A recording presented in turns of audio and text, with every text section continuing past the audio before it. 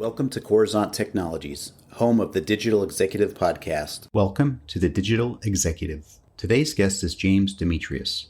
James Demetrius brings over 30 years of experience to TBI and has worked with Fortune 100 companies to provide IT solutions that allow them to grow their business securely and cost effectively. He's an accomplished solution architect working in all aspects of the IT lifecycle for business. Solutions of focus include complex managed hosting, cloud, co-location, and hybrid computing. Well, good afternoon, Jim. Welcome to the show.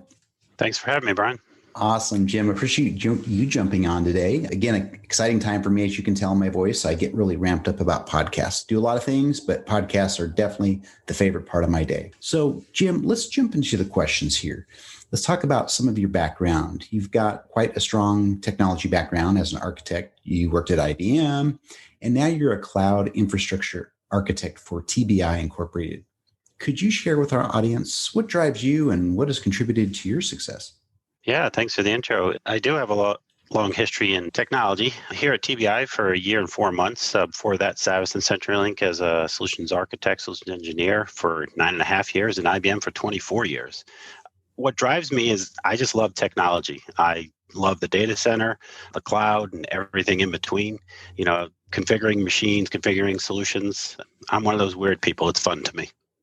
That's awesome. I appreciate that. And so really the technology has kind of driven you to do the things that you do is what I'm hearing, which is similar to my background as well. That's correct. Awesome. Well, Jim, as you know, everybody globally around the world, right, has had to make these major shifts. We adapted to this new normal. We had to pivot. Could you maybe share with us what you're doing to help your organization, stay relevant in this economy? Oh, absolutely. Just taking a quick look back a year ago, it's hard to believe it's been a year, but when everything went to the work from home, work from anywhere is what I've adopted now because it is from anywhere model.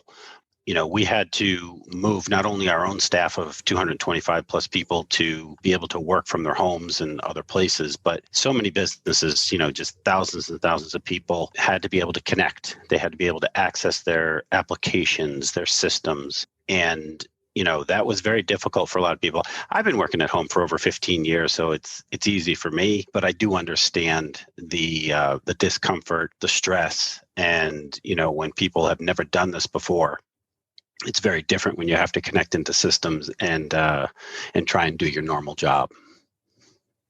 Yeah, I totally agree. I've heard the same sentiment from many people in the technology field and other fields as well, but it's like learning to ride a bike all over in some cases. This is not norm for us, but it is the new norm. So I appreciate you sharing on that.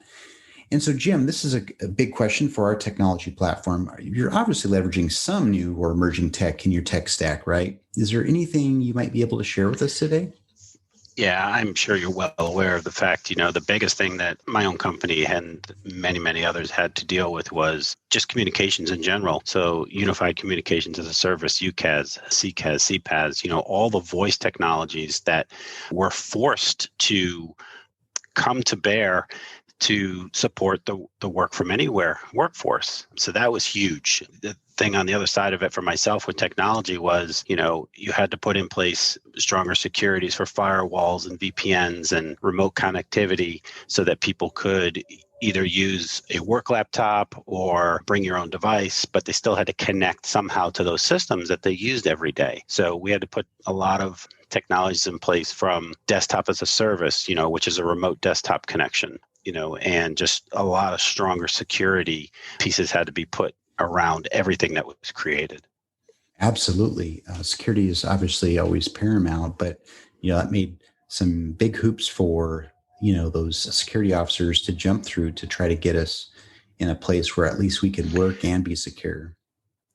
Yeah, let me comment on that too, Brian, because you're right. I mean, the standard security was in the brick and mortar, the four walls, and it was in a sense easier because you could put firewalls, you could put web application firewalls, you could put routers and things to secure the four walls of that brick and mortar, and everybody would come in and they'd work within the office environment. Now that everybody is outside those four walls and connecting in, you have a much greater challenge.